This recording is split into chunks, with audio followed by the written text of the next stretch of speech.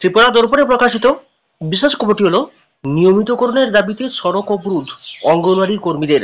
নিয়মিতকরণ সহ বেতন বৃদ্ধির দাবিতে সোমবার দিনভর খোয়াই আগরতলা জাতীয় সড়ক অবরোধ করে অঙ্গনওয়াড়ি কর্মী ও আশা কর্মীরা। এই সড়ক অবরোধে দিনভর যাত্রী দুর্ভোগ চরমে ছিল। সোমবার সকাল 8টা থেকে খোয়াই আগরতলা 108B জাতীয় সড়কের বেলফাং বাড়িতে অঙ্গনওয়াড়ি কর্মী সহায়িকা ও আশা কর্মীরা সড়ক অবরোধ করেছে। এই অবরোধ চলতে থাকে বিকেল 3টা পর্যন্ত। এই সড়ক অবরোধে সকাল থেকে অবরোধ স্থলের দুই প্রান্তে অসংখ্য যানবাহন দাঁড়িয়ে যায়। বিশেষ করে দূরপাল্লার যাত্রীবাহী যানবাহনগুলি দাঁড়িয়ে পড়ায় প্রচণ্ড গরমে যাত্রীদের সমস্যায় পড়তে হয়েছে। সোমবার হওয়ায় খোয়াই সহ কমলপুর এর বহু অফিস যাত্রীরা অফিসে যেতে পারেনি। শেষ পর্যন্ত বিকেল 3টায় খোয়াইয়ের মহকুমা শাসক, বিডিও পদ্মবিল ও সমাজ কল্যাণ দপ্তরের জেলা আধিকারিক ঘটনাস্থলে এসে অবরোধকারীদের সাথে কথা বলে প্রতিশ্রুতির আশ্বাস দিলে সড়ক অবরোধ মুক্ত করেছে। অঙ্গনওয়াড়ি কর্মী ও আশা কর্মীদের দাবি, হাইকোর্টের রায় মেনে তাদের চাকরি নিয়মিতকরণ সহ বেতন বৃদ্ধি, গ্র্যাচুইটি, অবসরকালীন পেনশন ভাতা ইত্যাদি প্রদান করুক সরকার। দীর্ঘদিন ধরে রাজ্যে অঙ্গনওয়াড়ি কর্মী ও আশা কর্মীরা এই দাবিকে সামনে রেখে দাবি আন্দোলন চালিয়ে যাচ্ছে। একসময় এই বিষয় নিয়ে আদালতে মামলাও করা হয়েছিল। আদালত রাজ্য সরকারকে তাদের দাবি মিটিয়ে দেওয়ার সুপারিশ করেছে, কিন্তু সরকার অঙ্গনওয়াড়ি কর্মী সহায়িকা ও আশা কর্মীদের দাবি পূরণ করছে না। বারবার এই দাবিকে সামনে রেখে সারা রাজ্যে অঙ্গনওয়াড়ি কর্মী সহায়িকা ও আশা কর্মীরা মিছিল, মিটিং, ডেপুটেশন, এমনকি ধর্ণা বিক্ষোভ করেছে। মহাকরণ অভিযানে কিছুই বাদ যায়নি। শুধু তাই নয়, একাধিকবার এই দাবিতে সড়ক অবরোধ হয়েছে রাজ্যের বিভিন্ন প্রান্তে। সোমবার ফের একই দাবিকে সামনে রেখে অঙ্গনওয়াড়ি কর্মী সহায়িকা ও আশা কর্মীরা খোয়াইয়ের বেলফাং বাড়িতে জাতীয় সড়কে অবরোধ করে বিক্ষোভ দেখিয়েছে এবং দাবি করেছে অবিলম্বে হাইকোর্টের রায় মেনে নিয়মিতকরণ সহ বেতন বৃদ্ধি, গ্র্যাচুইটি, অবসরকালীন পেনশন ভাতা ইত্যাদি প্রদান করুক সরকার। নয়তো এই আন্দোলন আগামী দিনে আরো বৃহত্তর আকারে চলবে। অনিয়মের অভিযোগে যুব কংগ্রেসের বিক্ষোভ, জেআরবিটির ফলাফল। রাজ্য সরকারের বিভিন্ন দপ্তরের গ্রুপ ডি পদে নিয়োগের জন্য বিগত প্রায় 3 বছর আগে বিজ্ঞপ্তি জারি করেছিল প্রশাসন। আর এই বিজ্ঞপ্তি মূলে রাজ্যের বিভিন্ন প্রান্ত থেকে হাজার হাজার বেকার যুবক যুবতী নিয়োগ প্রক্রিয়ায় অংশ নিয়েছিলেন। যথারীতি অনুষ্ঠিত হয়েছে জেআরবিটি গ্রুপ ডি পরীক্ষা, কিন্তু নির্ধারিত সময়ে পরীক্ষা নেওয়ার কাজ সম্পূর্ণ হলেও ফলাফল ঘোষণা নিয়ে এক জটিলতা তৈরি হয়েছে। এতে করে হতাশা দেখা দিয়েছে পরীক্ষার্থীদের মধ্যে। তাই দীর্ঘদিন ধরেই চলে জেআরবিটি পরীক্ষার ফলাফল ঘোষণার দাবিতে পরীক্ষার্থী থেকে শুরু করে বিভিন্ন যুব সংগঠনের ধারাবাহিক আন্দোলন কর্মসূচি। আর এই আন্দোলনের চাপে পড়ে অবশেষে পূর্ব ঘোষণা অনুযায়ী অতি সম্প্রতি প্রকাশিত হয়েছে পরীক্ষার ফলাফল। ঘোষিত ফলাফলে ব্যাপক অনিয়ম ও দুর্নীতি রয়েছে বলে অভিযোগ করে এবার রাস্তায় নামে যুব কংগ্রেস। তাদের অভিযোগ, পরীক্ষার্থীদের মধ্যে অনেকেই ছিল বহিরাগত, যাদের একটা বড় অংশ প্রকাশিত তালিকায় রয়েছে। সরকারের নিয়ম অনুযায়ী পিআরটিসি বাধ্যতামূলক হওয়ায় তারা পরবর্তী সময়ে বাতিল বলে গণ্য হবে। সেই আশঙ্কা থেকেই বিধায়ক সুদীপ রায় বর্মন বেশ কিছুদিন আগেই জানিয়েছিলেন ফলাফল ঘোষণার সময় যাতে ওয়েটিং লিস্ট প্রকাশ করা হয়। কিন্তু বিধায়কের এই দাবি মেনে ওয়েটিং লিস্ট প্রকাশ করেনি কর্তৃপক্ষ। তাই নিয়োগে ওয়েটিং লিস্ট প্রকাশ করা সহ প্রত্যেক পরীক্ষার্থীদের লিখিত এবং মৌখিক ফলাফল প্রকাশ করার দাবিতে সোমবার যুব কংগ্রেসের কর্মীরা আগরতলা অফিস লেনস্থিত শিক্ষা ভবনের সামনে বিক্ষোভ দেখিয়েছে। তাদের গুরুতর অভিযোগ, প্রকাশিত ফলাফলে ব্যাপক দুর্নীতি ও অনিয়ম রয়েছে। এই অভিযোগ এনে 2 দফা দাবিকে সামনে রেখে যুব কংগ্রেসের কর্মীরা এদিন বিক্ষোভ প্রদর্শন করেছে। একসময় এই বিক্ষোভ প্রদর্শন কর্মসূচিতে আন্দোলনকারীদের সাথে ধস্তাধস্তি হয়েছে পুলিশের। এতে করে বেশ কয়েকজন যুব কংগ্রেসের কর্মী আহত হয়েছেন। দাবি আদায়ের লক্ষ্যে যুব কংগ্রেসের এই বিক্ষোভ কর্মসূচিকে ঘিরে এদিন ব্যাপক উত্তেজনা তৈরি হয়েছে শিক্ষা ভবন প্রাঙ্গণে। এই দিনের এই বিক্ষোভ কর্মসূচির নেতৃত্ব দিয়েছেন যুব কংগ্রেসের প্রদেশ সভাপতি নীলকমল সাহা। সংবাদ মাধ্যমের প্রতিনিধিদের মুখোমুখি হয়ে যুবনেতা নীলকমল সাহা জানিয়েছেন, রাজ্যের যুবকদের স্বার্থে যুব কংগ্রেসের লড়াই অব্যাহত রয়েছে। যুব কংগ্রেসের আন্দোলনকে আগামী দিন আরো বৃহত্তর করে তুলতে হবে। রাজ্যের বর্তমান শাসক দল বেকার ও যুবক বিরোধী। রাজ্যের যুবকদের ভবিষ্যৎ নিয়ে ছিনিমিনি খেলছে সরকার। ত্রিপুরা দর্পণ। নিয়োগ ভাবনা। ত্রিপুরাতে বর্তমানে সরকারি কর্মসংস্থান নিয়ে বেকারদের মধ্যে চরম হতাশা বিরাজ করছে। 2018 সনে রাজ্যে যখন নতুন সরকার প্রতিষ্ঠিত হয়েছিল তখন রাজ্যে নথিভুক্ত বেকারের সংখ্যা ছিল 7,41,305 জন। বর্তমানে 3 লক্ষ এরও বেশি বেকার।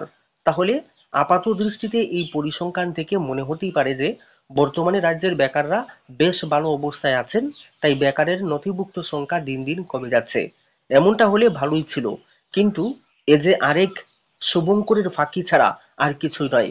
এই তত্ত্বটা সামনে তুলে ধরে বর্তমান সরকার পক্ষ থেকে বিধানসভায় গর্ব করা হয়েছে। শাসক দলের নেতারা যখন এই পরিসংখ্যান তুলে ধরে আনন্দে নৃত্য করছেন, তখন সত্যি এই রাজ্যের বেকাররা কি অবস্থায় আছেন। কিন্তু গত 2 বছরে রাজ্যে যে কর্মসংস্থান হয়েছে এর পরিমাণ কি? কিছুদিন আগে মুখ্যমন্ত্রীর বক্তব্য থেকে জানা গিয়েছে যে প্রায় 14,000 বেকারের কর্মসংস্থান হয়েছে। কিন্তু বিধানসভায় তথ্য থেকে জানা গিয়েছে যে 2018 থেকে 2024 পর্যন্ত রাজ্যে কর্মসংস্থান হয়েছে প্রায় 29,000 বেকারের। এই পরস্পর বিরোধী বক্তব্য কেন? আসলে সরকারি চাকরি এবং আউটসোর্সিং এর কর্মসংস্থান মিলিয়ে প্রায় 29,000 বেকারের কর্মসংস্থান হয়েছে। এটি কি গর্ব করার মতো? একটা বিশাল অঙ্কের বেকারের বয়স পার হয়ে গিয়েছে, তারা আর চাকরি পাওয়ার যোগ্য নন। কিন্তু যাদের বয়স উত্তীর্ণ হয়ে গিয়েছে তাদের নাম কর্মবিনিয়োগ কেন্দ্র থেকে বাদ দেওয়া হয়েছে। আর যাদের বয়স উত্তীর্ণ হয়ে গেছে তাদের সরকারি চাকরির যোগ্যতা বলে চলে গেলেই কি তারা আর বেকার রইলেন না? তা কিন্তু নয়, তারা নথির বাইরে হতাশ বেকার। শিক্ষাগত যোগ্যতা যাই থাকুক না কেন, তাদের বেশিরভাগই হয় বাজারে সবজি বিক্রয় করবেন, নয়তো ব্যাটারি চালিত রিক্সা চালাবেন।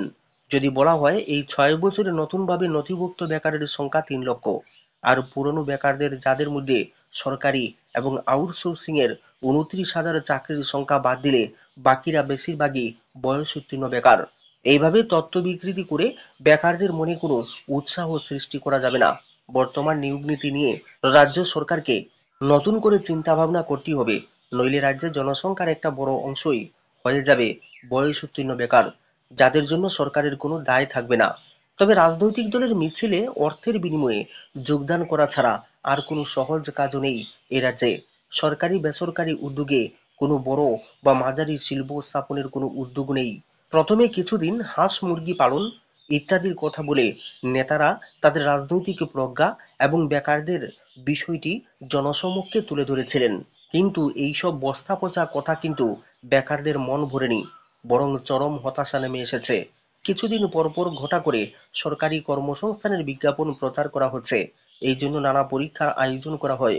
বেকাররা অনেক উৎসাহ নিয়ে এতে অংশগ্রহণ করেন এবং ফল প্রকাশের জন্য দিনের পর দিন মাসের পর মাস অপেক্ষা করার পালা।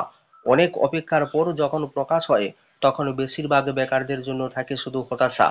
আর সরকার পক্ষ এবং বিরোধী পক্ষের পক্ষে বিপক্ষে বিবৃতি চলতেই থাকে। কখনো কখনো মামলা মোকদ্দমা, নানা ঘোটালা সামনে এনে পক্ষে বিপক্ষে নানা তথ্য সামনে তুলে শুধু বিতর্ক। এই হচ্ছে বিভিন্ন দলের রাজনৈতিক চর্চা। কিন্তু যারা বেকার তাদের কয়েকজনের জীবনে এইসব চাকরির ইন্টারভিউ কিংবা পরীক্ষার ফলাফল ভালো কিছু সুখকর নিয়ে আসে, এটি হচ্ছে আসল বিষয়। ত্রিপুরায় সরকারি চাকরি ছাড়া কর্মসংস্থানের কোনো সুযোগ নেই। যতদিন না পর্যন্ত রাজ্যে কোনো শিল্প গড়ে না উঠবে ততদিন পর্যন্ত বেকারদের কর্মসংস্থান নিয়ে হতাশা থাকবেই। এখনো পর্যন্ত যে পরিসংখ্যান সরকারিভাবে তুলে ধরা হয়েছে রাজ্যে কর্মসংস্থানের বিষয়, তা কিন্তু সত্যিই হতাশাজনক। এর বড় দেখা যায় অধিকেরও বেশি কর্মসংস্থান হয়েছে আউটসোর্সিং এর মাধ্যমে।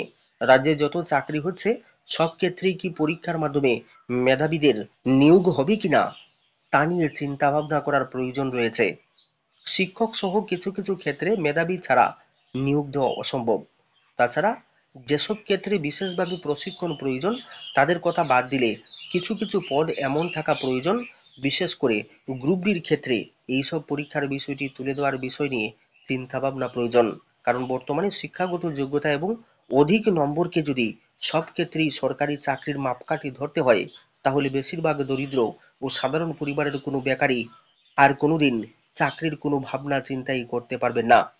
যেসব চাকরিতে মেধাই একমাত্র মাপকাঠি, সেই ক্ষেত্রগুলো বাদ দিয়ে অন্যান্য ক্ষেত্রে দারিদ্রতা পিছিয়ে পড়া প্রথম বিষয়কে গুরুত্ব দিতেই হবে, নইলে সরকারি চাকরি শুধুমাত্র একটা অংশের জন্যই সংরক্ষিত হয়ে থাকবে।